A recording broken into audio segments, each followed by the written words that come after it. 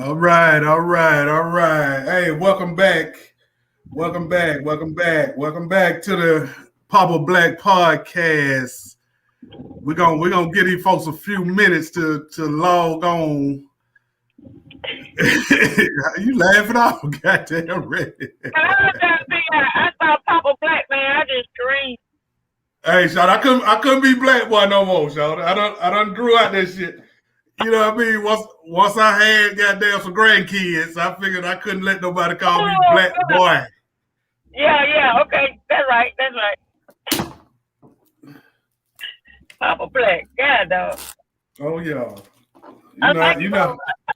Oh yeah, I gotta come up with something unique. You know that. Yeah, I like it. Oh, my God. Hey, Oh, man. Shada, we gonna go I'm gonna take you all the way back now. Oh, there goes. I'm gonna take you all the way back. I'm ready. All right. Oh, Now, welcome. I want to welcome comedian Small Fire to the Papa Black Podcast. I know the people ain't seen you in a long time, and once I posted it, Shada, you got one of the biggest responses. So people been looking. People been sharing the video. Oh, man, yeah, they have. They were like, man, I like that. I said, okay. Yeah. Okay. You've been highly goddamn.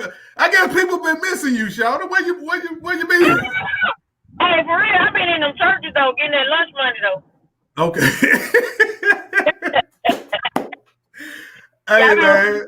I've been raising them offerings, hope Yeah, we got to get them back on you, Shawty. I want them to check you out because they evidently missing you. So we got to get them where they can get in touch with you. Now let me ask you this. I'm ready, man. You remember what we met? You remember what we met? The first time. Where we met. Uh-huh. It wasn't 5-5. 155.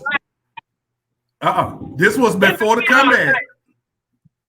This was before the comeback. I'm gonna tell you. We met at the church playing basketball over there on Rainbow Drive where you stayed on Rainbow. Yes, you reminded me of that. The little church that sit down there. I used to get into it. And look, one of your classmates hit me up too. Yeah. No, not Tab. Not Tab. Yeah. She played basketball with you. Adesina. Oh my God. Yes. She played kickball for me. Oh yeah. She did. I did tell me that. Y'all told me a couple years ago. I want to play kickball so bad. Hey, Sean, if you still you in Tennessee or something now, right? I'm in Georgia now, man. Let's do it. Hey, Sean, we can do it now. But I want to do kickball so bad. I'm an athlete, man. I know it. That's what I'm saying. We gonna do it now. I'm gonna do it up, boy. Hey, we met at the little church playing basketball. Man, I was there every day. Right. And see, we didn't know each other then though. And you reminded me of that at the comedy act. You say, hey, I already know you. You say you be coming up there playing basketball up there on Rainbow at that little church. And I was like, God damn. Oh man. Actually, it's right there on Columbia Drive. Yeah. Right down Columbia Drive. That's right. Sit down there in the little hill. Sit down in the little. Yep. It's a nice hill too. I'm gonna tell you who else used to play ball down there. I used to talk all that trash. Andre. Yeah, he stayed in my neighborhood. He used to play ball down there too. Damn. In fact, he remember me from down there playing basketball. Now he didn't even know I was doing comedy. He just remember me talking jump from down there. Right. And he had me on his cartoon. Damn. He want because it's this little dude play a drum. It's a drummer, and he needed somebody. Cause I didn't know this, but they always get girls to do boy voices on cartoons. Damn, for real? Yeah, I didn't know that because they don't want the voices to change, so they don't use guys. They use girls. Damn. Yeah, I'm the voice of Lil D on his on his cartoon. And he was like, man, he was like, I was looking for you. I was like, what?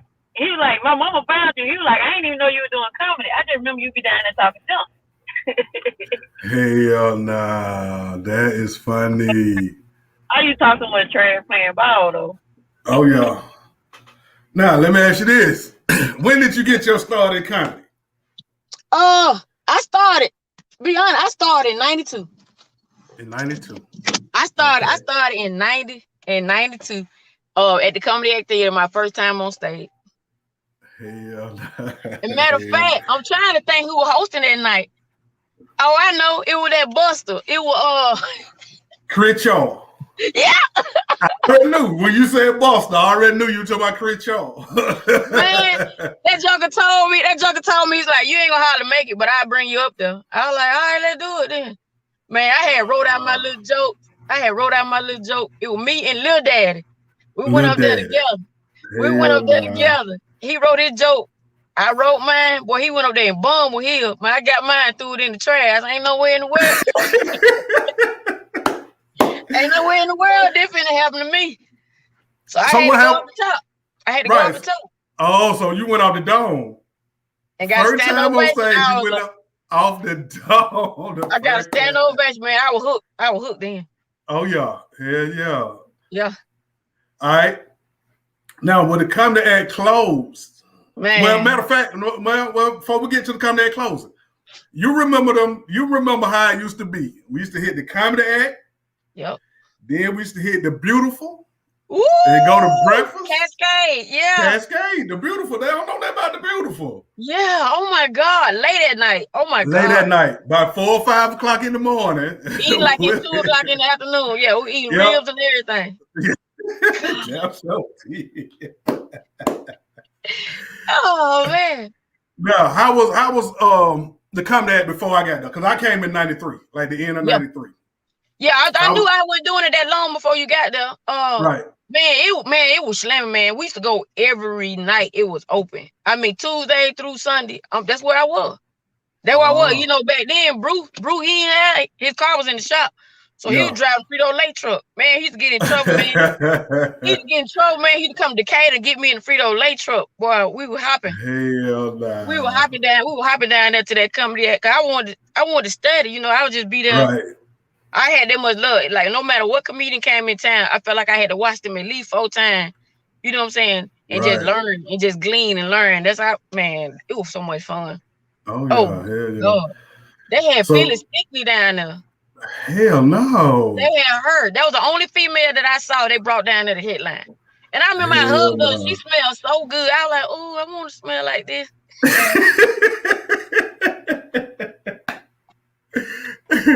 So how was it with Chocolate and Will Ward and Tim Murray, Bruce? Man, I'm gonna tell you the funny part. Will Ward get up there, man. He had this one set. It was 4 minutes and 60 seconds. And did the same set every week. Every week. Sometimes it was slam. Yeah. Sometimes it was slam. Sometimes they just be like, man, not this. But sometimes, you know, he caught the right audience. He would really slam. If he slammed, you couldn't tell him nothing. That joker had a whole different walk. Right. He had a whole different walk if he slammed. You couldn't tell him nothing. That joker ordering drinks. He wanted them drinks for everybody. Yeah. And he was actually the DJ. Yeah. And he was the first one that went from working at the club to doing comedy. Yep. He was fun though. But I'm gonna tell you, this when I started and doing open mic, DC Curry was doing open mic. DC Curry. He was doing open mic. He had just started and he was bombing every week. Hell no. Bruce used to tell me that DC used to bomb. Every Tuesday, boo, old man, boo. That joker come up there in his slacks and doggone Stacey Adams, boo. They ain't want to hear it. Hell This no. man, I'm telling you what happened. After the comedy act, it was getting ready to close. It was like 2 more months. We had probably like 2 more months going. So you know, we eased on down to Uptown Comedy because that's where everybody was going. Right. We eased on down there. Steve Harvey was in town down there. We eased on down there. DC was there. Steve Harvey killing it. You know, he doing an hour and a half on stage every night. Boom, every show. Right. After that next Tuesday, it's like DC Curry, he found like, he's like, oh, I could be myself. You know what I'm saying? Because I guess he was trying to do something else. And he found him a little style. Man, he got up there and started ripping. He was like, man, I learned a lot from his, you know, from his style, how he did it, you know, how to deliver. Because he had joke, his delivery, you know, if you don't bring it in the comedy act, if they ain't feeling you, you bye-bye. Oh, yeah, it's over. Right. It's over. Bye-bye. And so that's what it was. He just needed some help, man. That joker started slamming after that. After that, man, a month later, he was headlining. Hell, a month later? He went and did Def Jam. Yeah. He went and did Def Jam. If you did Def Jam back then, you could headline before it even came out. Because everybody knew, man, he did Def Jam. He did Def Jam. Because, you know, that was the only show at the time. So if you did it, the word was out. Right. Man. And see, I never got a chance to do Def Jam. Yeah, and I would have been perfect. I would have been perfect for Def Jam. Oh, my God. It was made for people like you.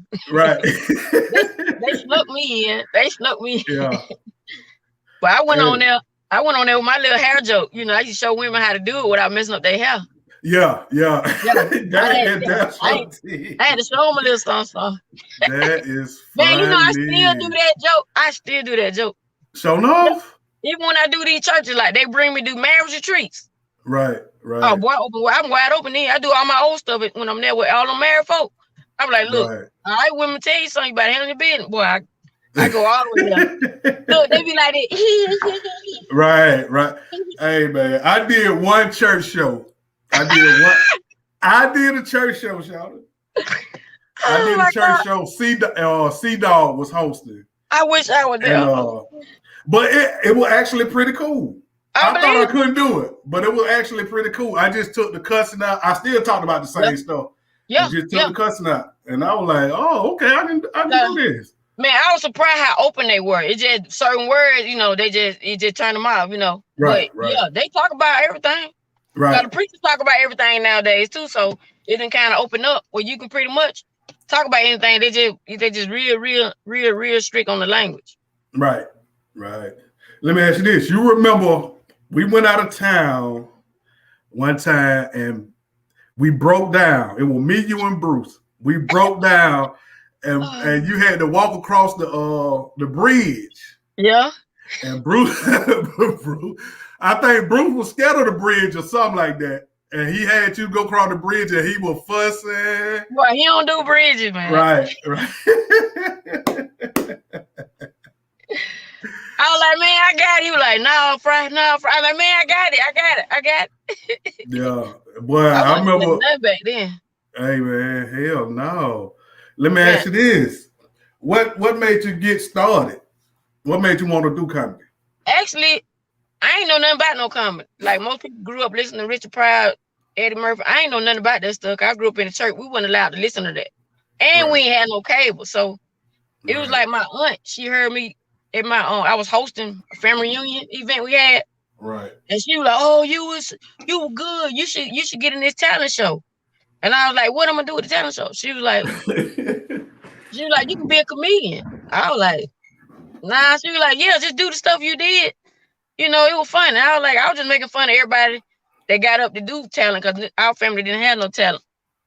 So I got up doing that and they were rolling. So she had entered me in a V103 contest.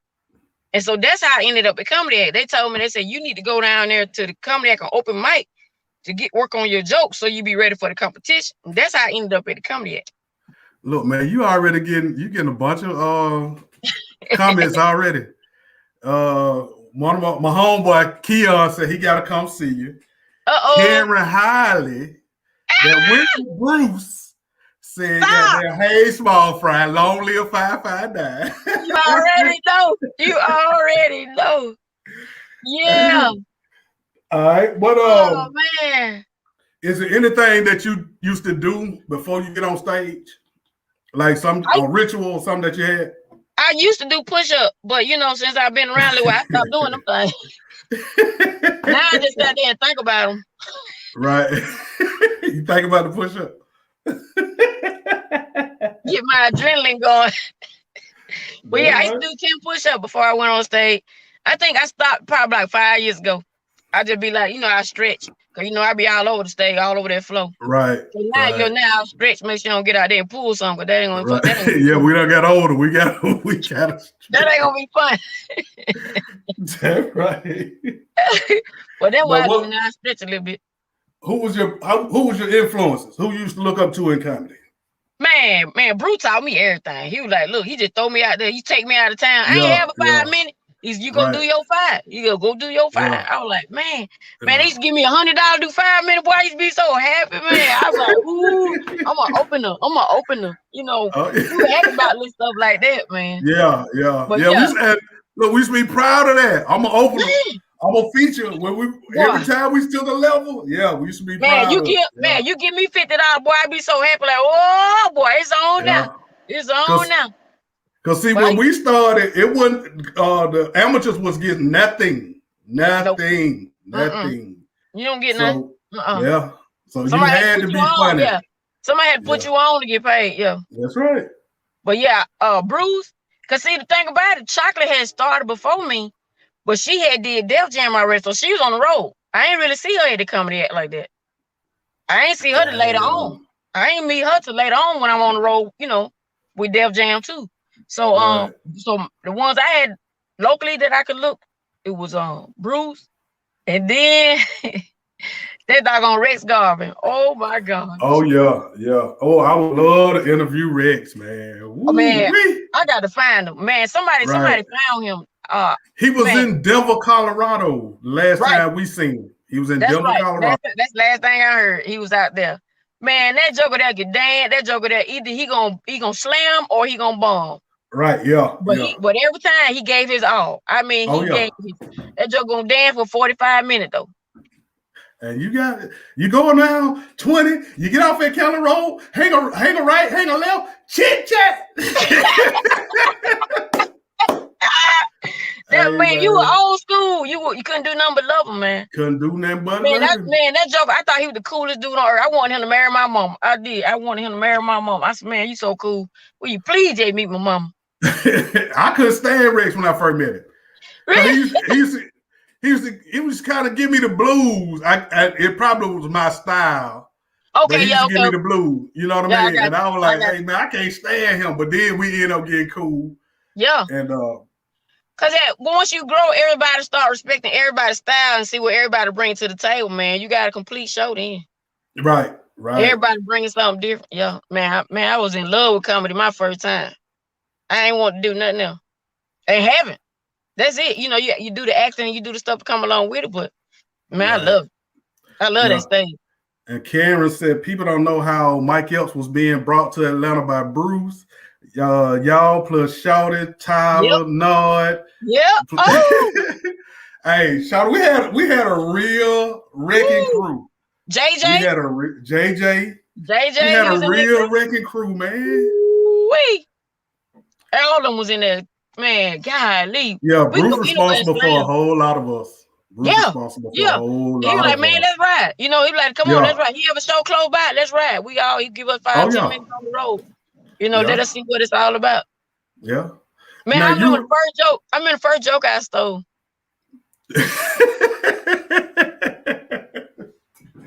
Hell no. Bruce had took me on a creative tour. That thing used to last about 3 weeks. You start up in Virginia, do the weekend up there, go all the way down through North Carolina, do South Carolina, Columbia, do Augusta, come back to the tour. The creative tour. Me and Gerard was talking about the creative tour. Man, that thing there, boy, you can make some grip. I mean, you can go not just lunch money, you can go grocery shopping. Oh yeah. When you get back from there. So he took me with him, man. And it was the white dude that performed, opened up for Bruce. Man, he was so fun. I had never seen no white dude perform live. Right. Man, he was so funny. Man, I took that joke. I was like, man, I'm doing it when I get back. Man, I got back to Atlanta. I I got back to Atlanta, started doing that joke. Somebody stole it from me. I was like, golly. so it was a misdemeanor when they stole it. I couldn't even get mad. Because when they did on stage, Bruce did like that. He was like, Yeah. like, what you gonna say? You stole it yourself. Like, I can't say nothing. I mean, this joker and took the joke and added on to it. I was like, God, dog, you dressing it up, ain't you? Yeah. And you're gonna put some new shoes on. Oh yeah. You ever been booed before? It never happened. Never happened. That's right. Never. I'm gonna tell you the most embarrassing show I had. Where you kind of wish they would have had booed so you can just go and get your money and leave. Hey, let me tell you, it's worse when they are silent. Boy, I'm gonna tell you. When you get booed, you can respond to it. You can crack back. But I ain't never got booed. But boy, the first time I went to Mobile, Alabama, I had been doing comedy probably about a month and a half, and Mike Epps took me with him to Birmingham. I meant to Mobile, Alabama. And when I went out there with that shit I was talking about, man, them folks they couldn't believe it. They were just like, they weren't ready. Hey man, no, they weren't ready. Boy, I was like, they weren't ready yet. And I didn't know how to respond. I was like, what the? Hello, y'all not laughing? You know, because I'm used to ripping up the combat. Then I'm like, hey, what the heck? Oh. There you go. I'm gonna tell you what happened to me. Matter of fact, you just brought the name up, Chit Chat. Chit Chat. They had a comedy show at Chit Chat. Man, it was about 2 miles from my house where I grew up. Right. Nothing but old folk. Now, you know, back then, I was 20 years old, but I was looking, you know, you see how young I look now. I was looking, I know 12, 13 back then. Yeah. But I had a mouth. Boy, what? Yeah. I had a mouth like a 54-year-old woman. I'm serious, I could talk trash. So up there talking my trash, women, you need to do this in bed. You need to do this to your man. Da, da, da, da. They just looking at me. What did little girl talking about? They just looking at me, right. And one of them just went on and yelled out and said, girl, where your mama?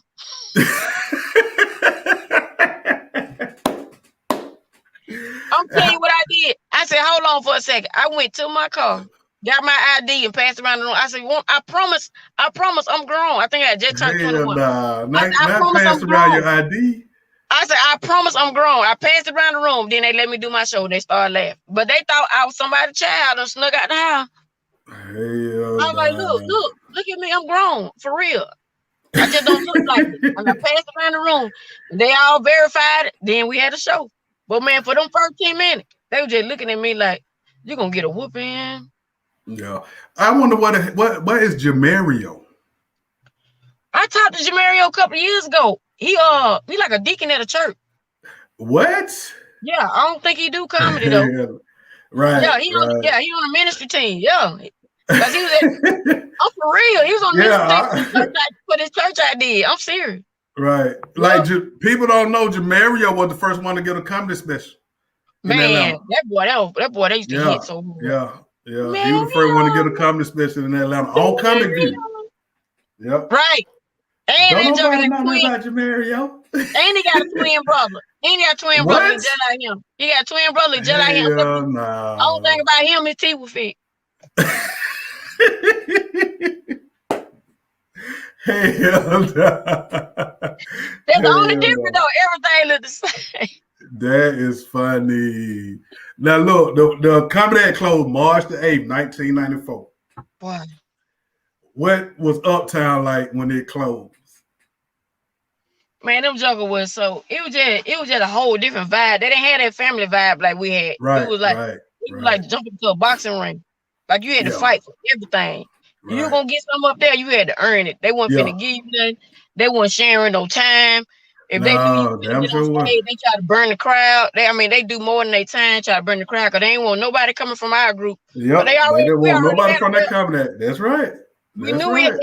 They knew our rep, you know what I'm saying, reputation. So they would try to burn the crowd. We get up there, we still handle our business. But they coming, boy, them jokers used to tremble. Oh yeah, and see, Quake was hard to deal with back then, boy. Ooh, me and Quake straight now, but boy, Quake was hard to deal with. Yeah, he felt like he had to compete. You know what I'm saying? But really, man, we just came to show love because it's what we love to do. Right. We all do the same thing. But they throw shade at us at first. Yeah. I remember the first night it closed, they didn't put nobody up. Nobody. We were POWs and all that. Yep. They treated us like we was from somewhere else. Right. Now, let me ask you this. Uh-oh. What do you like to do best? Hosting, featuring, or headlining? Headline. Headlining. Let me say out my energy and just let me bring them on home. And see, I rather host. Yeah, I that's get your to come style. back. Yeah, I get to come back and you know what I mean, keep fucking with folks and keep it moving. But I learned all that shit from Bruce. Yeah, because I learned all that shit from Bruce. When you first start, that's the best job to have. You create. That's how you create more material too. Yeah. Now let me ask you this: you enjoy snapping or doing material? I'm a material person because I got stories. I'm like Richard Pryor. I got stories. That's right. Yeah, I tell a story. You know, I got some demonstrative stuff I do in there. You know, but yeah, I'm a material person. Okay. Now, if somebody yell out or get out of hand, I know what to do. Oh yeah, because we came from that 559 and that comedy. Hey, you have no choice but to know how to snap. That's right. Bruce told me, you said you gotta have at least 5 in your pocket in case somebody say something. That's you gotta shut them up quick so you can get back to what you do. Shut them up, man. I hurt some folk feeling. They be like, no, she did. But all you gotta do is be quiet. If you be quiet, I won't say nothing. I ain't gonna bother. Unless you got on something obviously stupid. Now, what city you done had your best shows, and what city you done had your worst shows? I got to say, St. Louis and Chicago, both they kind of go neck and neck. My favorite. Okay. Neck and neck, my favorite. I say if I had a worst show, it was that chit chat thing. That right there. That didn't go over well. But other than chit chat, I'd probably say worse. I don't know, probably somewhere in Augusta somewhere. Where they done started late for some other reason. Had nothing to do with me. You know, show started late, got some other reason. People just ready to go. You know. Yeah. Well, people just ready to go. Ain't nothing really to do. You can give them your best show. They ready to go. They just ready to go. They've been there 2 hours waiting on this or that. But and then they used to start the comedy show so late. I don't know where that came from. Like it might have started at 559 because that just started at 12 o'clock. Wait to see if we had the crowd for that though. Right, yeah. Well, yeah. I mean, that crowd, you already knew. You better not try to do more than 5 minutes. You get up there. You make these folks, if you see them smile, you better jump. Peace out. My name is Small Fry. Oh, yeah. You see them smile, it's time to go. You won. Yeah. You won right there. Look, Karen talking about some how she used to she talking about nigga boo. Right. She talking about how she used to be scared to walk to the bathroom. Yo. Hey, that 559 wasn't true, man. Boy, I tell you, Bruce will roast anybody. He don't care how old, how young, if you female, fat, skinny, he don't care. That joker roast anybody. Anything that move, he gonna get it. And we'll wait for your ass to come out the bathroom. I know it. You right. You won't even bring up nobody else. Won't bring up nobody else. If you sneak away, he gonna wait on you. That's right. Golly. Lanisha, Bruce cousin just said, "What's up?" Oh, what up, cuz? Oh man. I told you. Shout out, What's up? I told you when I put that you were coming on here, everybody started tripping out. Oh man. Now let me ask you this. Crazy. Yeah. What's your signature joke? Like I don't care where you go, they got the hit every single time. I think right now. You probably got a bunch of I do, but right about now, it's probably my Jesus on the main line joke. Jesus on the main line. I got a Jesus on the main line joke that I can do anywhere. I mean, I do it in the club, do it in church. Matter of fact, I'm on this blues and comedy tour right now with this singer named West Love. Oh my God, boy, you got to hear. Woo! Man. She like a Fantasia. She like a Fantasia mixed with Aretha Franklin. Hell no. That's how bad this girl voice. That's how bad this girl voice is. So we doing this comedy and blues tour. But I be in there doing my church stuff. You know, then I bring them on home, show the lady what you got to do when you get to the house. You know, somebody got to teach these people. Yeah, you know they still love the one that you or the video that you sent me. Everybody tripping out that one. Really? Oh, good. Yes. Good. I told you, everybody would start sharing it and everything. Oh man, look at the church. Look at black boy spreading the gospel. Hey man. You know, they told me a long time ago I might be a preacher one day. Might be, but you know what? Might be. They come in different forms though. Everybody ain't got to have that kind of mic though. Everybody ain't got to have a pulpit to do what they do. Right. Everybody ain't got to have it. You know what I'm saying? That's right. Now, what is your greatest moment that made you say, I done made it? Oh, man. I think I felt like that when I did, I'm tell you when I did it. When I changed my material to clean. Yeah. And went on Comic View when Ricky Smiley was hosting. Yeah. Oh, and still got a standing ovation. I knew then, I said, man, I can do anything I want to on this stage.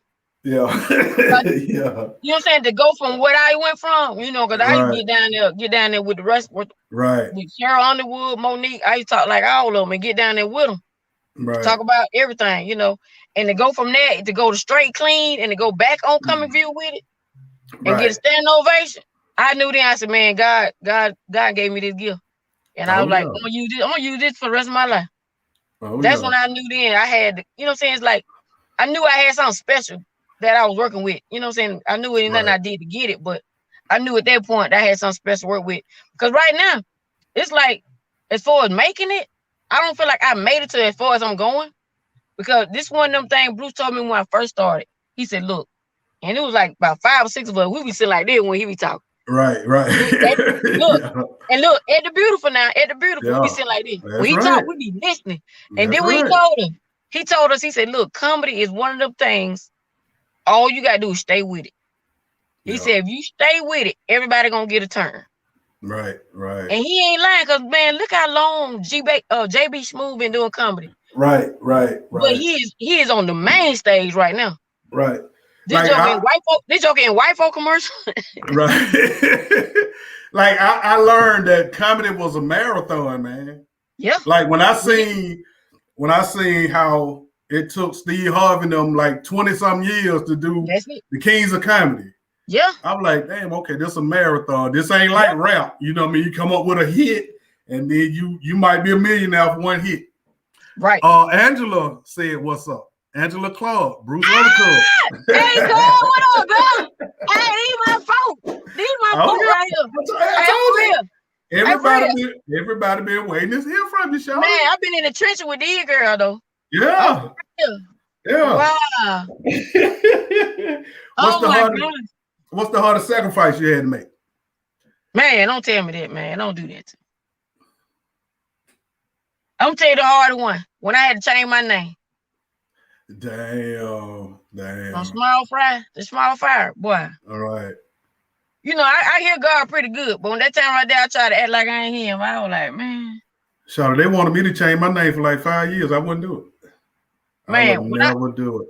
When I heard God telling me, I was like, for real. I said, man, do you see all I did to build this name? You know, he told me. That was my thing too. You know, he told me. He said, good job. Now let me build one. I said, oh. You're all right, go handle your business then. Let's do it. And now what's so funny now is this. I got the name. Me and my aunt came up with the name because we want something catchy. So we can get endorsements, you know, do commercials. Right. I want a McDonald's commercial. I want, you know, work McDonald's and all this. How about after I changed my name, not too many years after that, I get put on the McDonald's gospel tour. I said, ain't this something? Hell no. Man, I'm talking about on the major with Ty Tribbett, Yolanda Adams, all the big names gospel. I'm on tour with them doing comedy. Yeah.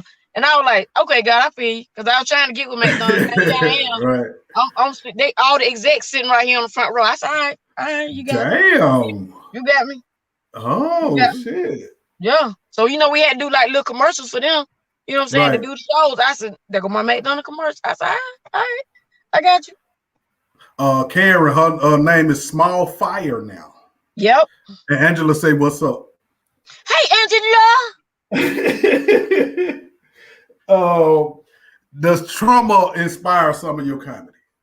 Because, you know, like my baby mama passed when I think I had like 4 minutes before I had to get on stage. And I went out and had the best show I ever had. Woo. And they say that we deal with the most trauma. They say we're the most traumatic people in the world, which I can believe that. Man, but I'm telling you, I didn't know this, but that's where it's birthed from. It birthed from the trauma, whether we know it or not. I mean, some of the time it's not right before you go on stage. Sometimes it's years, like growing up, like the stuff you had to go through. Like you were not that one. You know what I'm saying? You were behind the scenes all the time, or you the what they call it, the black sheep. You know what I'm saying? I always been that type of person. I always been the one not in front. I was the one at the end of the line. I was the one, everybody talked about, because I grew up in the church for real. Like I wore dresses all the time, a whole nine.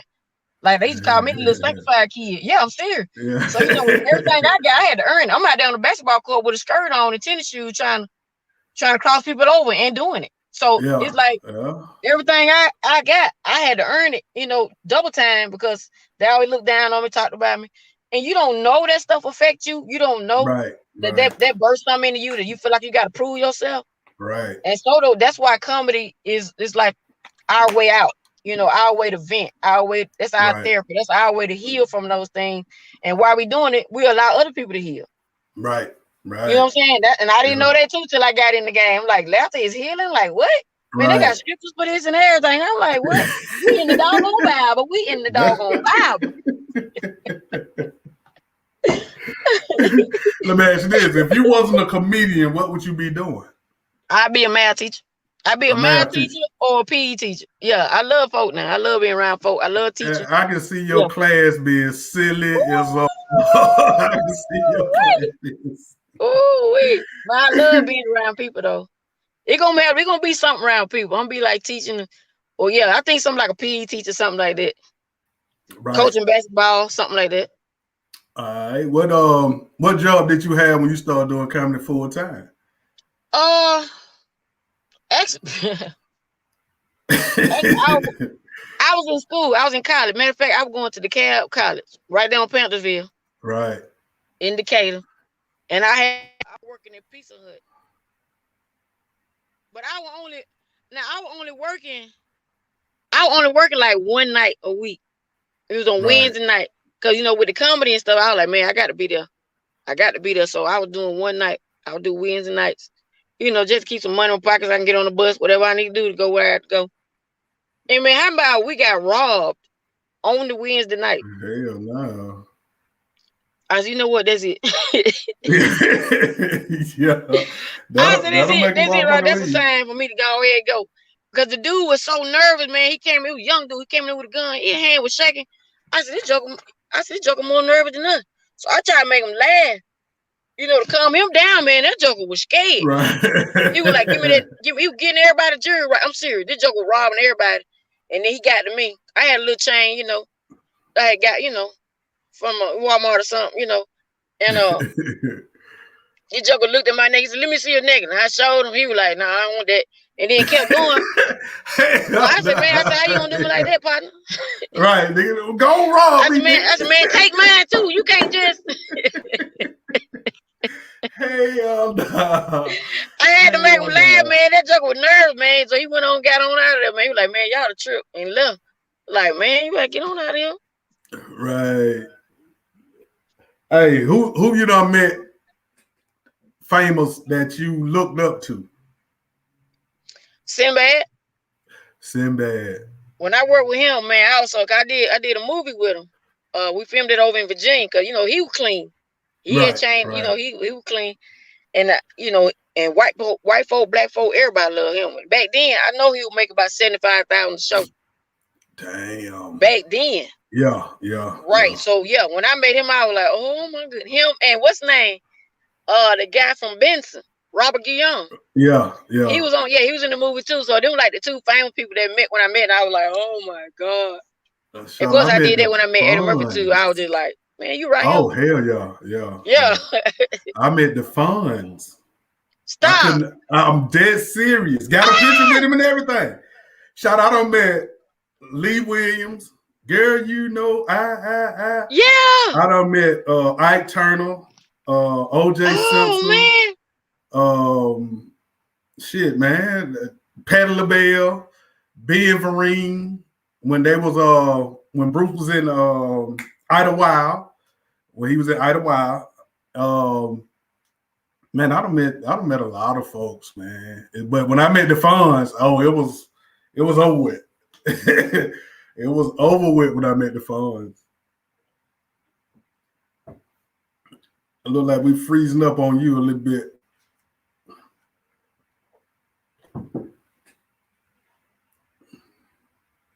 Can you hear me? Or you done?